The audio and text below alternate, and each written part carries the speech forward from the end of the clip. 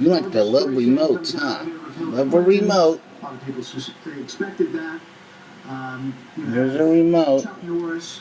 Remote loving is good, huh? Did they really translate to voters? We've talked about Oprah, but these other... Getting loving on a remote. Little just loves doing that. It's just fun for some reason. Within the sort of performing industry, she's been a singer, an actress, a producer, a director. That's just a fun thing to do. Hug a remote. So sort of these metaphors that extend from the candidate and to the endorser. Who likes to hug remotes? That's fun. So if some voter wants to go out and see these people in person, they get them out to the event, but whether they can get them from the event to... Look at all that loving on a remote. ...is another issue. Correct, and it's all about... Is that fun? It's all about the fact that someone's going to spend more time thinking about Obama and actually investing themselves... That's just so fun, huh? ...positions because maybe they like Oprah a lot.